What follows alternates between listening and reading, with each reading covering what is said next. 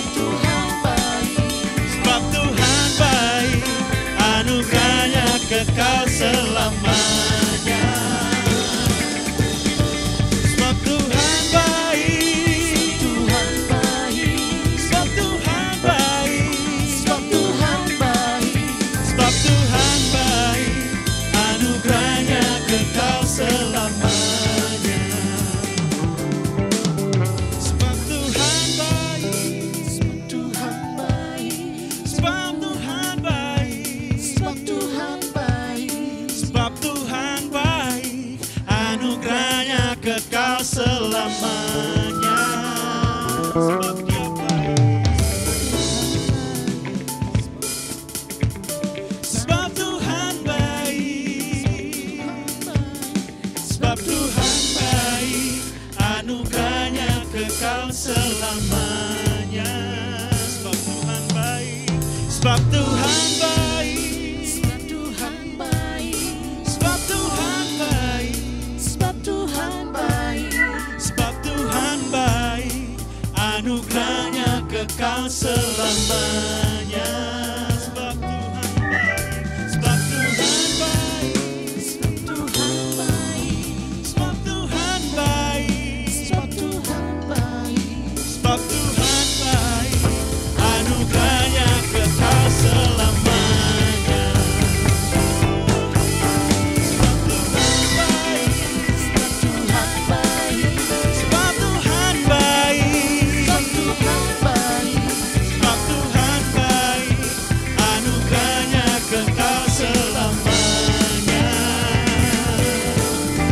Sebab Tuhan baik, Tuhan baik, sebab Tuhan baik, Tuhan baik, sebab Tuhan baik, anugerahnya kekal selamanya.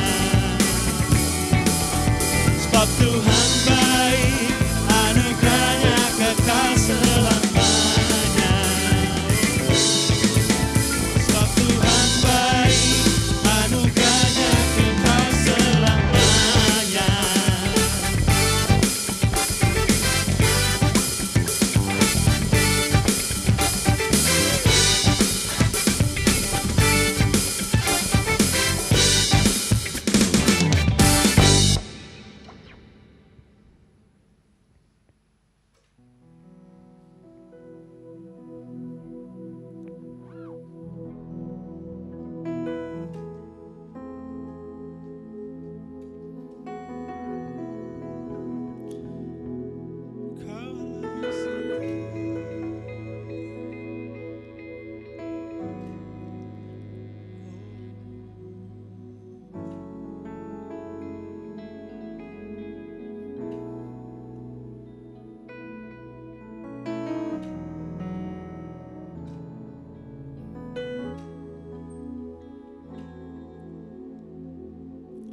Kau Allah yang setia,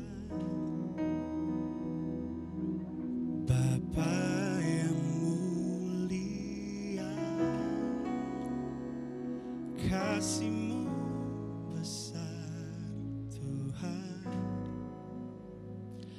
Kau pulihkan hidupku, Kaulah harapanku, hidupku dalam-Mu. terima kasih Tuhan, Kau selamatkan hidupku.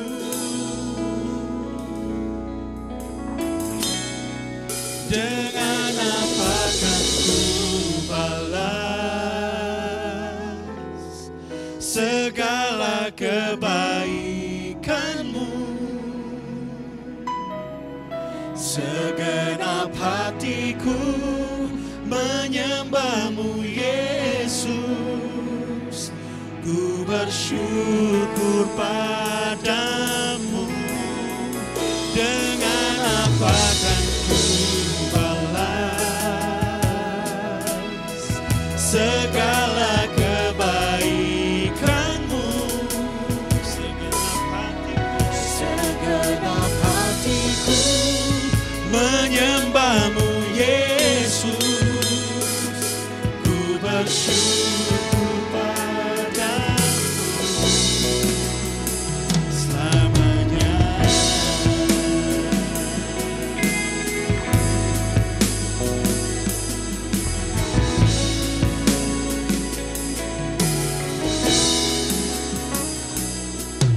Kau Allah yang setia,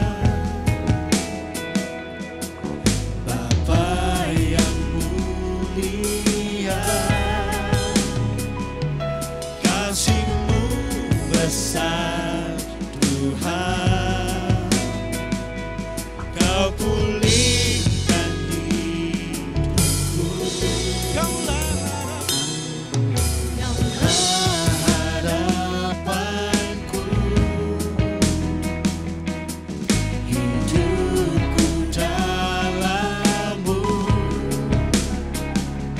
Terima kasih Tuhan, Kau selamatkan hidupku.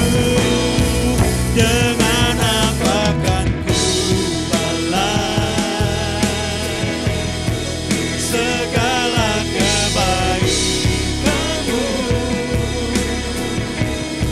Segenap hatiku menyembah-Mu, Yesus. Ku bersyukur padamu. Dengan apa kan ku balas segala kebaikan-Mu? Segenap hatiku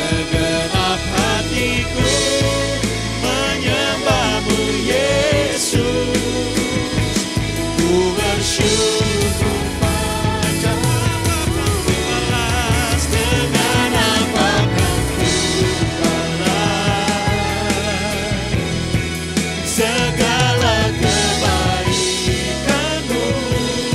Ku bersyukur padamu.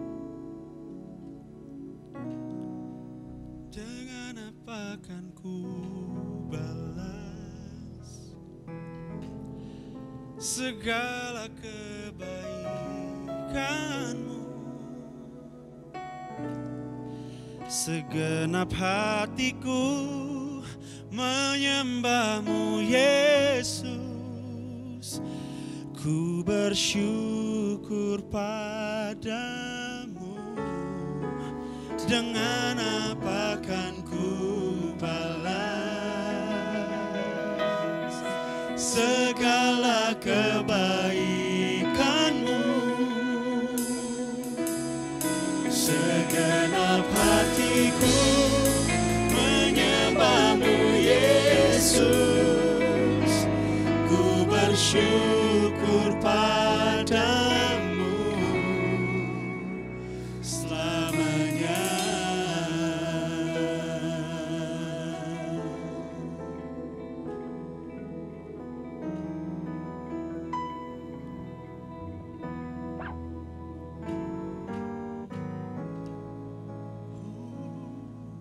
Di dalam kesesakan ku temukan wajah-Mu, Tuhan. Di dalam kesulitan ku temukan wajah-Mu, Tuhan. Sebab Engkau Allah yang bertanggung jawab atasku.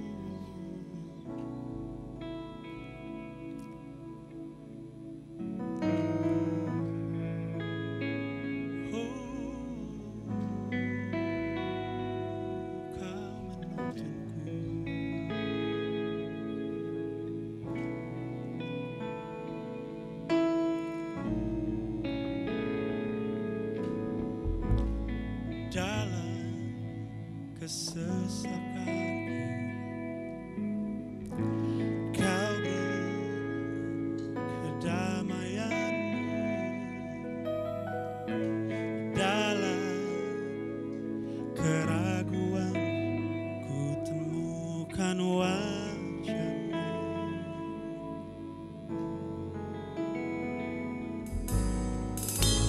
Karena pengorbananmu, kau jadikanku baru. Kau jadikanku baru. Sungguh ku terkagum, amanku di dalam-Mu, Yesus. Kau membuatku sesuai rencana-Mu. Kau memegang setiap musim hidupku. Ku serahkan semua kekhawatiranku, ku milik-Mu.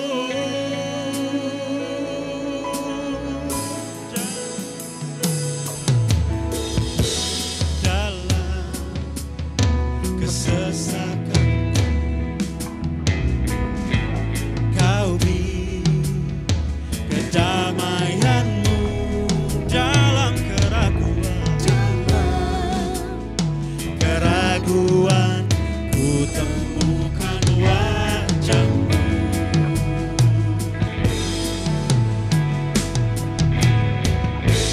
Karena pengorbanan-Mu, kau jadikanku baru. Sungguh ku terkagum, amanku di dalam-Mu, Yesus. Kau membuatku sesuai rencana-Mu. Kau memegang setiap musim hidupku. Ku serahkan semua kekhawatiranku, ku milik-Mu.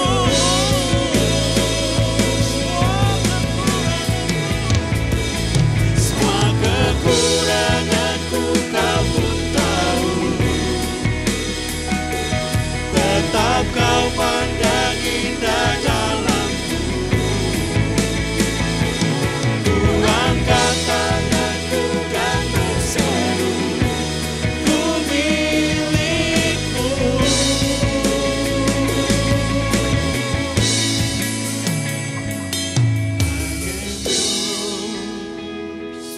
Now forever, in your grace I surrender. You are mine. Now forever, I'm alive in your wonder. I am yours. Now forever, in your grace I surrender.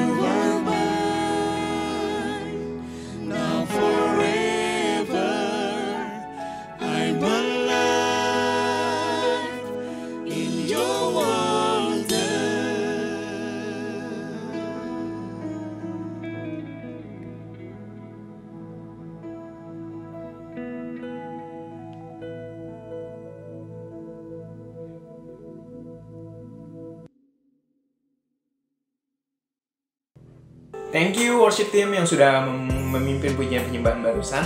Dan teman-teman semua, sebelum kita lanjut, gue mau ngajak teman-teman semua untuk mempersiapkan persembahan. Kita menyiapkan persembahan dan kita memberikan persembahan nggak ada kaitannya dengan financial grade ya.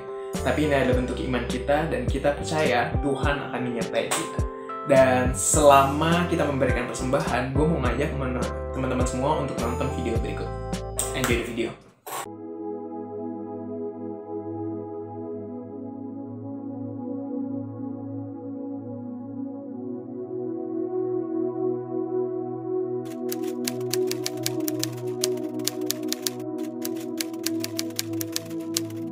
Aku dari kecil tuh tinggal di Timor Leste, nggak di Indonesia.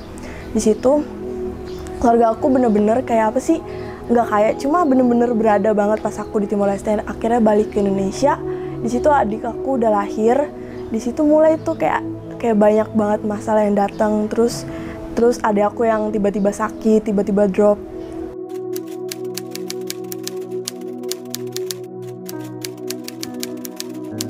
Itu kayak the best banget sih gitu.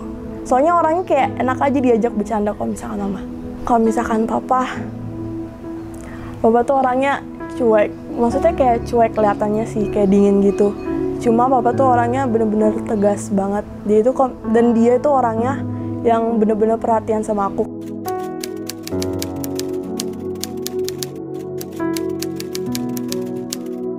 Terus pas SMP tuh aku dapat penghargaan pas aku udah lulus, maksudnya lulus terus kayak wisuda gitu, dapat penghargaan itu kayak 10 besar orang terpintar satu sekolah. Itu aku dapat yang ke-6 deh kayaknya masih ada pialanya di dalam. Pas awal aku ngedance aku tuh nggak menang, maksudnya kayak kalah. Pokoknya pas pertama kali aku dance kalah, dan itu nggak nangis, maksudnya kayak seneng. Pokoknya pas lomba pertama kali dance itu aku bener-bener seneng banget, kayak pengen lagi. Akhirnya lomba yang kedua itu baru bisa menang dan dapat juara 2 gitu.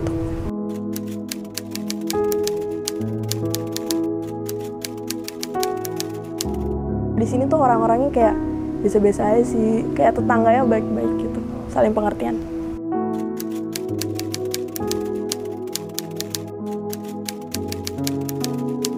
Pertama pas aku SD itu kayaknya Tanti Lori deh yang bantuin aku sekolah. Aku nggak tahu kayaknya Tanti Lori atau nggak Anti Mary gitu, yang bantuin aku sekolah di Sentosa, di SD Sentosa.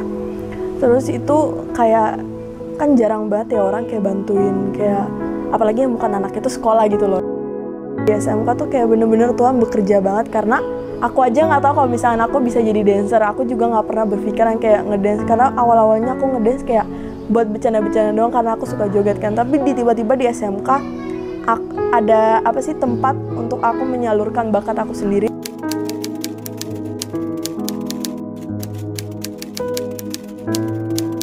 Pesan aku buat teman-teman, setiap orang tuh emang punya masalah, tapi kayak kalian harus tahu kalau misalkan ada Tuhan gitu loh.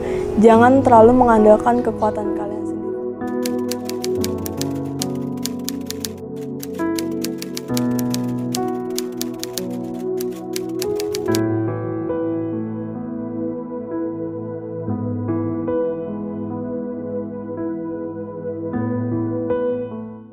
Kami membuka layanan doa untuk teman-teman semua. So, teman-teman yang membutuhkan konseling, layanan doa, atau teman-teman punya prayer request, bisa menghubungi para host sekarang juga, atau nanti setelah ini kalian bisa DM Instagram kami di c3.freedom. Sebelum kita lanjut, saya mau ngajak teman-teman semua untuk berdoa. Terima kasih Bapak untuk hari ini, terima kasih untuk hari yang luar biasa, hari-hari yang penuh dengan sukacita dan damai sejahtera. Kami secara khusus Tuhan berdoa untuk jemaat-jemaat-Mu yang mengalami sakit penyakit. Kami lepaskan segala sesuatu yang bukan daripada Tuhan, dan kami berdoa untuk penyakit itu sekarang juga sudah sembuh oleh bilur-bilur Yesus. Dan kami percaya segala sesuatu yang bukan daripada Tuhan dilepaskan, dan segala sesuatu yang terikat yang bukan daripada Tuhan kami percaya telah dilepaskan juga. Dan secara khusus juga kami berdoa untuk anak-anak-Mu Bapak yang belajar di rumah. Segala sesuatu yang coba menghalangi pelajaran mereka, yang mencoba menghalangi fokus mereka, kami lepaskan semuanya itu di dalam nama Tuhan. Kami percaya hikmat-Mu ada di dalam mereka, kepintaran, kecerdasan, semua yang mereka butuhkan sudah terpenuhi. Terima kasih Bapak untuk hidup yang luar biasa ini, dan kami juga melepaskan berkat untuk para jemaatmu, apapun yang mereka alami, apapun yang menjadi pergumulan mereka, hari ini juga mereka punya jawabannya, yaitu Tuhan Yesus Kristus. Terima kasih Bapa, di dalam nama Tuhan kami berdoa dan mengucap syukur Tuhan Yesus. Haleluya, amin. Bapak, Ibu, dan teman-teman semua, sebelum kita mendengarkan khotbah hari ini, kita nanti akan melakukan perjamuan kudus. So, teman-teman bisa mempersiapkan roti dan juga anggur. Untuk roti bisa diganti dengan biskuit atau apapun yang ada di rumah, begitu juga dengan anggur. Bisa digantikan dengan air putih, sirup, atau apapun yang di rumah. Enjoy the sermon. Senang ketemu kembali, C3 Freedom. Terima kasih untuk kesempatan yang diberikan. Sebelum kita mulai, saya percaya teman-teman semua baik-baik, sehat-sehat, usahanya maju, diberkati, yang sekolahnya juga maju. Hari ini kita akan bicara, Michael memberikan satu tema, yaitu Bridge Builder. Dan tema yang dikasih, subtema yang dikasih adalah Love Like Jesus. Nah, untuk bicara soal mengasihi seperti Yesus, kita nggak mungkin mengasihi seperti Yesus sampai kita bisa experience, sampai kita mengalami bagaimana kita dikasihi oleh Tuhan Yesus. Dan salah satu hal yang iblis akan halangi kita, yaitu membiarkan kita dikasihi oleh Tuhan Yesus. Dia akan cari segala macam cara untuk kita jangan sampai mengalami kasih dari Tuhan Yesus tadi. Saya akan baca satu ayat, beberapa ayat, ada tiga ayat besar kita akan baca hari ini. Yang pertama terambil dari 1 Raja-Raja 11, ayat 1 sampai dengan 5. 1 Raja-Raja 11, ayat 1 sampai dengan 5, nanti Anda bisa ikutin di screen. Salomo jatuh ke dalam penyembahan berhala. Adapun Raja Salomo mencintai banyak perempuan asing. Di samping anak Firaun, ia mencintai perempuan-perempuan Moab, Amon, Edom, Sidon, dan Het. Padahal, tentang bangsa-bangsa itu, Tuhan telah berfirman kepada orang Israel, janganlah kamu bergaul dengan mereka, dan mereka pun janganlah bergaul dengan kamu. Sebab sesungguhnya mereka akan mencondongkan hatimu kepada Allah-Allah mereka. Hati Salomo telah terpaut kepada mereka dengan cinta. Ia mempunyai 700 istri dari kaum bangsawan dan 300 gundik. Istri-istrinya itu menarik hatinya daripada Tuhan. Sebab pada waktu Salomo sudah tua, istri-istrinya itu mencondongkan hatinya kepada Allah-Allah lain. Sehingga ia tidak dengan sepenuh hati berpaut kepada Tuhan Allahnya, seperti Daud ayahnya.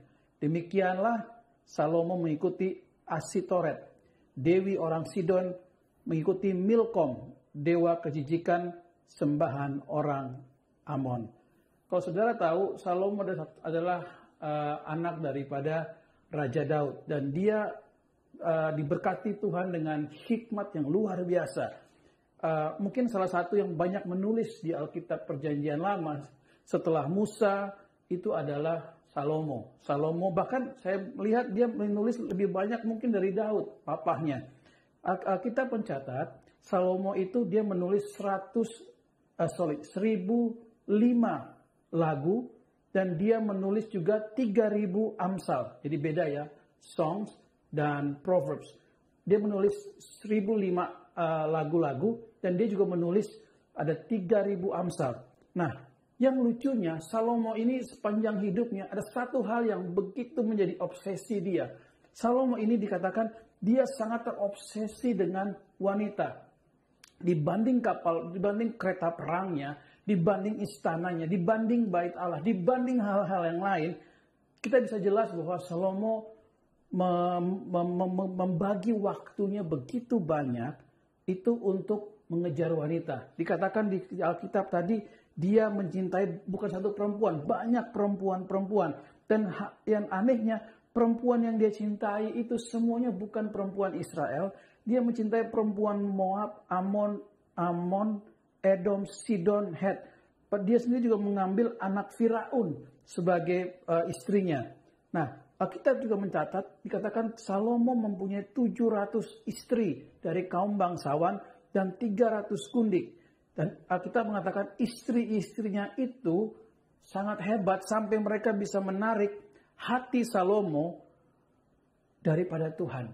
Padahal kalau saudara baca Salomo, dia bisa melihat bagaimana Daud mengikuti ayahnya Daud mengikuti Tuhan dengan begitu dekat. Salomo bisa dalam Amsal Salomo, dalam Song of Song, dalam lagu-lagu yang ditulis oleh Salomo, saudara bisa lihat bagaimana dia berbicara takut akan Tuhan, ada permulaan hikmat dan sebagainya. Tapi kita melihat Salomo akhirnya kalah. Tuhan dikalahkan oleh istri-istrinya. Rupanya ada yang kuat, saudara. Itu adalah cinta. Alkitab mengatakan Salomo cinta pada istrinya itu mengalahkan cintanya kepada Tuhan. Nah, lalu apa yang kita mencoba belajar dari kitab ini? Satu kali Salomo selain dari menulis Amsal, dia menulis pengkhotbah. Satu buku yang dia tulis, dia juga menulis bagian Mazmur. Ada juga satu buku yang dia tulis dan sangat terkenal. Buku itu adalah Song of Songs.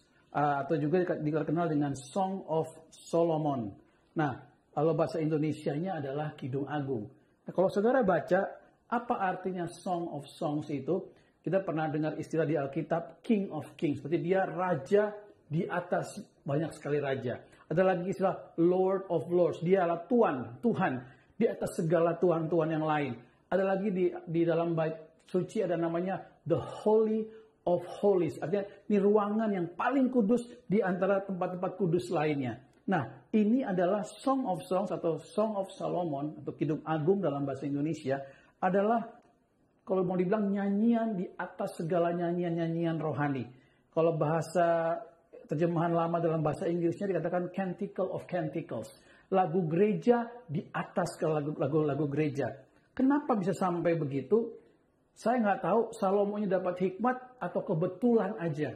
Cuma kalau kita pelajari Alkitab, saya pelajari hanya Salomo yang bisa mendapat hati Tuhan Yesus. Salomo mendapat apa yang Tuhan Yesus mau. Daud, dia kenal Tuhan sebagai gembala. That's good, my friend. Daud mengenal Tuhan sebagai pelindung, sebagai gunung batu. Dia kenal Tuhan sebagai Tuhan yang berperang.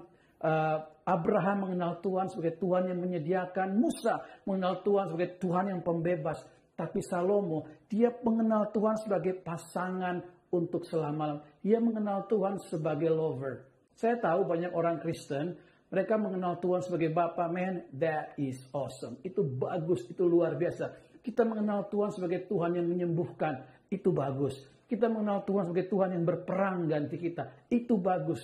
Tapi ada satu hal, yaitu kita juga mesti mengenal Tuhan sebagai lovers, sebagai pasangan kita untuk selama-lamanya.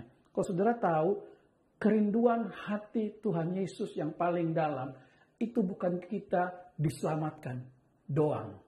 Bukan kita dibebaskan dari dosa doang. Dia memberikan kita kasih karunia, dia mengampuni kita, ada tujuannya. Nah, tujuannya apa, saudara? Bukan biar kita berkuasa, bukan hanya buat kita bisa berbahasa lidah, atau bukan buat hanya kita berdoa dan doa kita dijawab. Tapi sangat jauh lebih dari itu, Tuhan mau setiap kita menjadi pasangannya. Setiap kita, gereja Tuhan, Alkitab katakan adalah mempelai wanita dari Tuhan Yesus. Sebelum kita baca di Kidung Agung, saya akan tunjukkan satu ayat di Yesaya pasal 62, ayat yang kelima. Yesaya 62 ayat yang kelima. Dan ini adalah tujuan Tuhan Yesus untuk semua gerejanya. Gereja dimanapun. Kalau tidak mengerti ayat ini, you miss the point. Alkitab bilang begini. Sebab seperti seorang muda belia menjadi suami seorang anak darah. Demikianlah dia, huruf besar Tuhan Yesus, yang membangun engkau akan menjadi suamimu.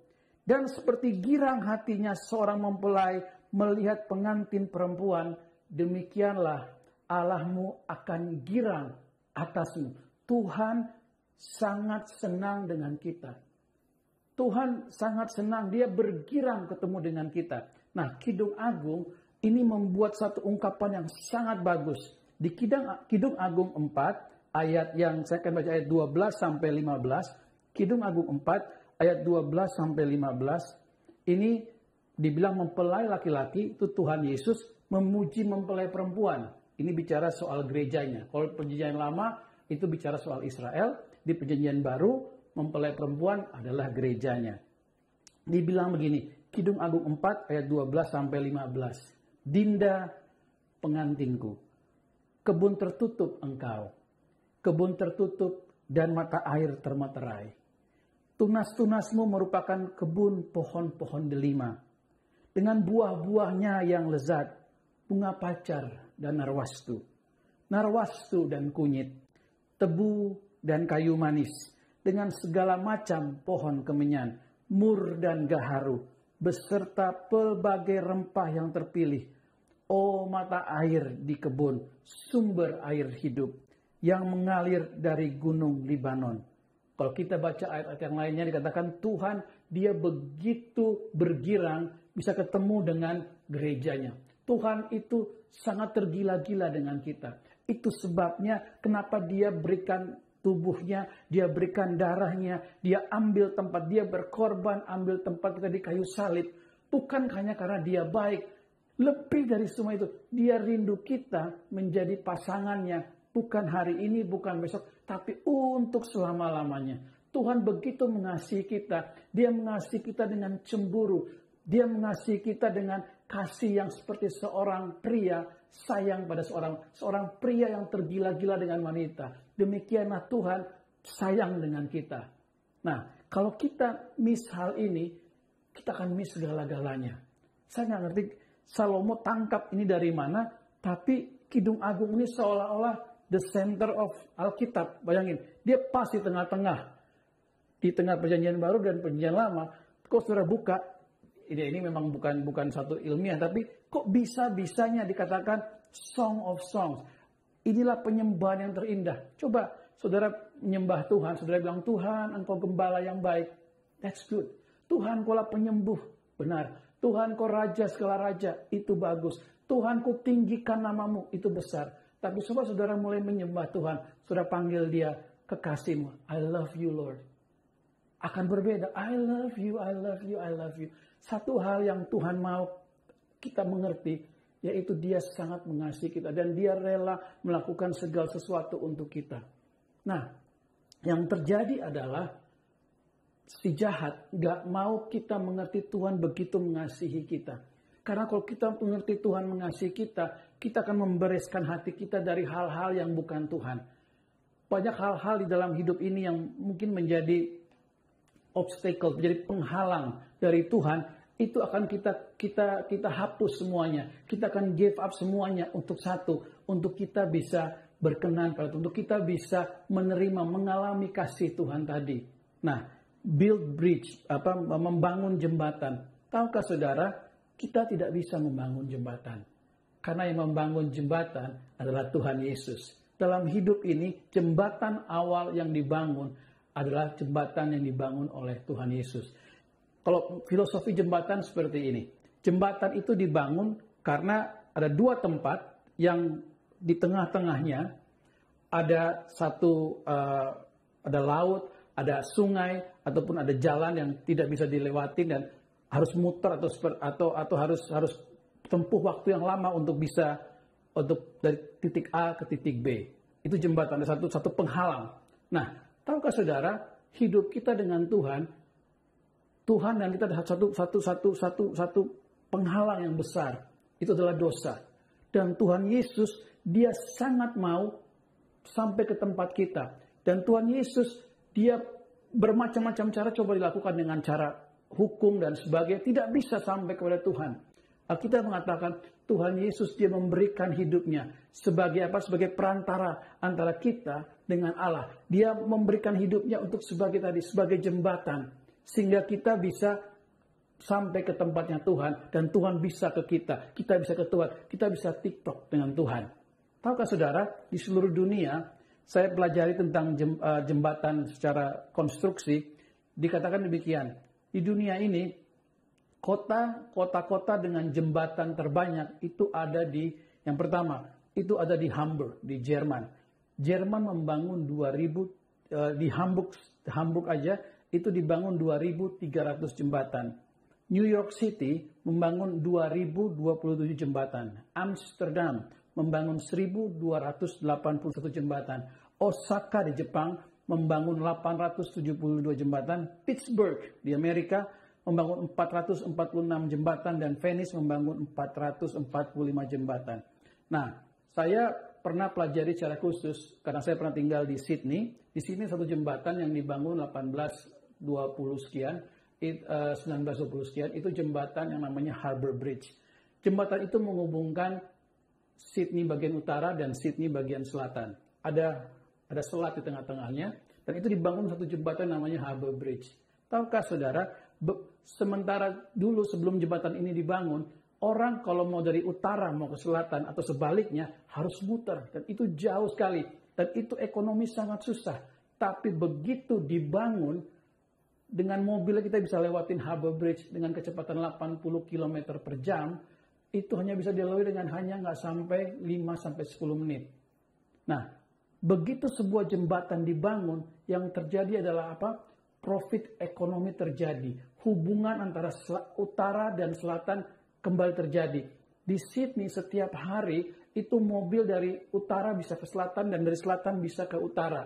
Terjadi satu hubungan yang sangat bagus, sangat luar biasa. Di New York dikatakan Brooklyn Bridge itu sebelum dibangun Brooklyn Bridge, populasi di Brooklyn hanya 580.000. Tapi begitu setelah dibangun, itu dalam waktu singkat, itu penduduknya bisa bertambah double menjadi 1 juta. Kenapa bisa begitu? Karena tadi ada hubungan, jarak tidak menjadi berarti lagi. Dan dikatakan di situ hari ini ada 140.000 kendaraan yang cross jembatan di Brooklyn setiap hari. Apa artinya? Kenapa saya ngomong semua ini? Tahukah saudara, hubungan yang nggak mungkin tadi Tuhan lakukan biar kita bisa memungkinkan bertemu dengan Tuhan karena Tuhan Yesus tadi. Nah, kalau saudara tanya, bagaimana kita bisa mengalami kasih Tuhan Yesus? Kita nggak bisa mengalami kasih Tuhan Yesus dengan cara agama. Kita harus melakukan ini biar Tuhan sayang sama kita. Kita harus melakukan itu biar Tuhan tambah sayang sama kita. Kita hanya perlu, Tuhan, aku mau mengalami kasih-Mu. Dan kasih yang Tuhan mau kita alami seperti tadi, kita mesti nikmati.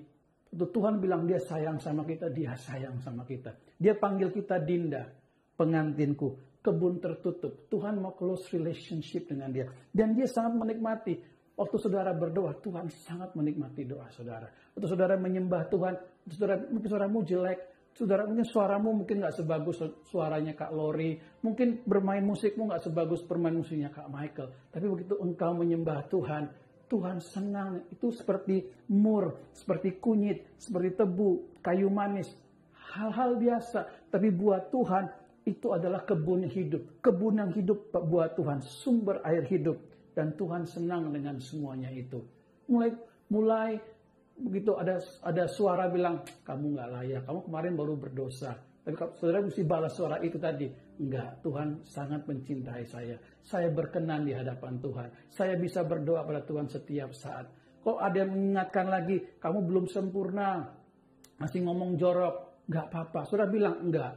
Tuhan akan ubahkan saya. Saya akan diperbaharui oleh Tuhan. Saya kekasih Tuhan. Saudara, kalau Tuhan begitu mengasihi kita, Dia akan otomatis melindungi kita. Dia akan otomatis memberikan anugerahnya, perlindungannya, bahkan berkatnya dengan luar biasa. Kenapa? Karena Tuhan sangat mengasihi kita dengan sepenuh hatinya.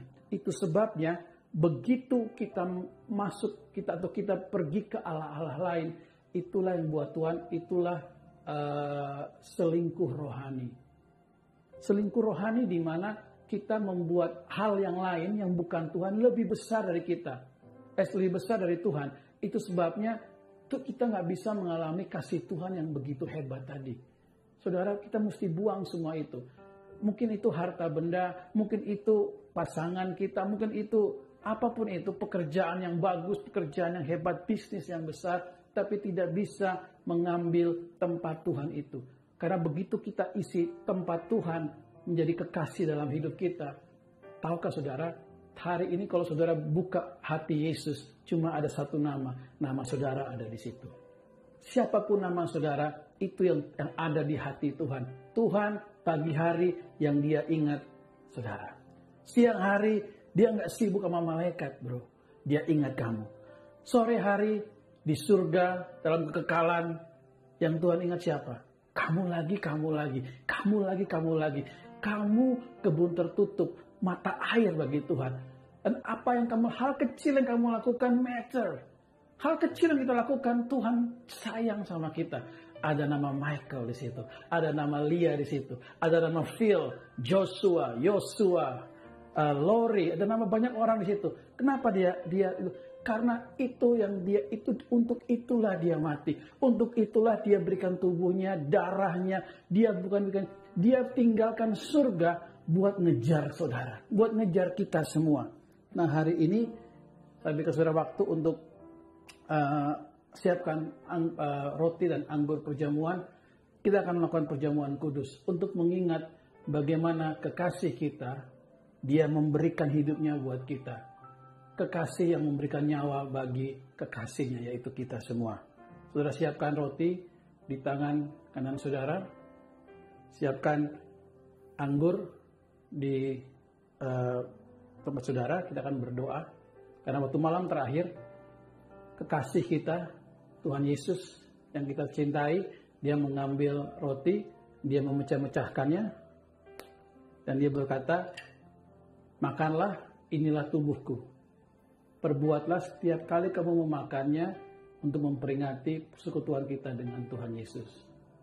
Kekasih-kekasih Tuhan, bukankah roti ini dengan iman kita terima adalah lambang persekutuan kita dengan tubuh Kristus? Amin. Yuk kita makan di dalam nama Yesus. Sudah itu, Tuhan, dia mengambil anggur. Ada orang bilang grape juice. I believe it's wine. Ya, dia mengambil anggur, kemudian Alkitab mengatakan, dia bilang minumlah. Inilah darah perjanjian yang kutumpahkan bagimu. Perbuatlah, itu menjadi peringatan akan engkau. Saudara, dengan iman kita minum anggur ini sebagai persekutuan kita dengan darah Yesus. Yuk kita minum. Amazing. Tuhan, terima kasih Tuhan untuk semua yang Tuhan kerjakan dalam hidup kita. Tuhan, mari kita angkat saudara di manapun Anda berada, mungkin lagi ada di rumah, mungkin lagi ada dengan keluarga. Kalau ada dengan anak-anak, saudara boleh ajak anak-anak Anda untuk berdoa bersama. Ucapkan syukur. Tuhan Yesus, terima kasih karena korban yang Tuhan telah berikan buat kami semua. Engkau mengasihi kami. Engkau begitu mencondongkan hatimu buat kami. Engkau lebih daripada Salomo sibuk, terobsesi dengan istri-istrinya. Tuhan, kami tahu Engkau terobsesi dengan semua kami. Engkau sangat mengasihi kami. Engkau tahu kelemahan kami. Engkau tahu apa yang kami lalui, Tuhan. Tapi satu hal, kami mau mengatakan kami mengasihi Engkau, Tuhan. Kami mau mengalami kasih Yesus yang begitu besar. Apapun yang terjadi di dunia ini, Tuhan, entah itu sakit penyakit, entah itu problem ekonomi, entah itu problem politik, tapi satu hal kami tahu, kami tidak pernah sendiri. Karena Tuhan Yesus mengasihi kami. Tuhan selalu menjaga kami. Tuhan mengasihi kami dan melindungi kami dari apapun juga. Kasih Tuhan begitu berlimpah-limpah. Tuhan, mulai dari hari ini sampai seterusnya, kami tidak mau melupakan kasih-Mu. Apapun yang kami lalui, kami tahu kekasih kami setia dengan kami. Dan kami akan terus bersama-sama dengan Yesus. Terima kasih Tuhan Yesus. We love you so much. Katakan pada Tuhan Yesus betapa saudara mengasihi dia. I love you Lord.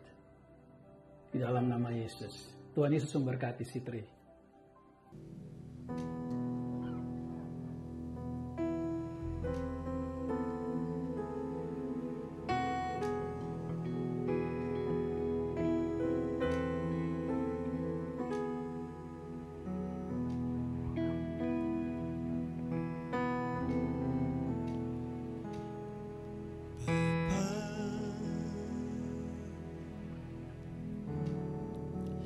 Engkau sungguh baik,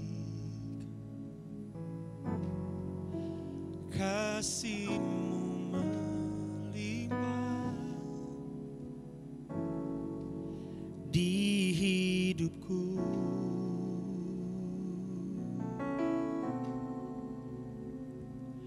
Bapa, Ku berterima kasih berkat-Mu hari ini yang Kau sediakan bagiku. Ku naikkan syukur, buat hari yang Kau beri, tak habis-habisnya kasih dan rahmat-Mu. Selalu baru dan tak pernah terlambat pertolongan-Mu. Besar setia-Mu di sepanjang hidupku.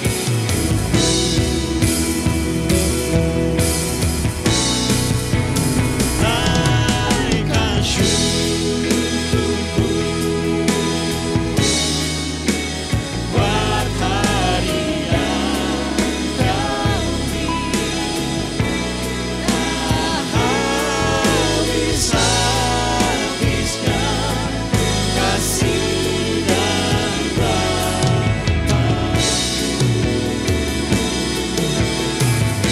Selalu baru dan tak pernah terlambat pertolongan-Mu. Besar setia-Mu di sepanjang hidupku.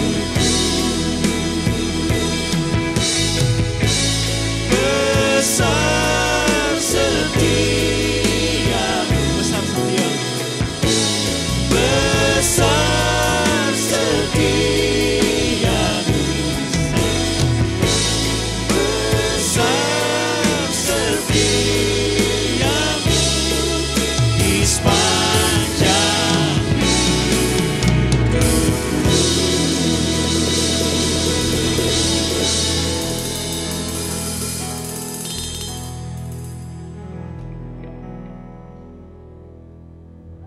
Thank you so much Pastor Rito untuk sharingnya, dan thank you juga untuk para Freedom People yang tetap mengikuti ibadah online ini sampai pada akhirnya.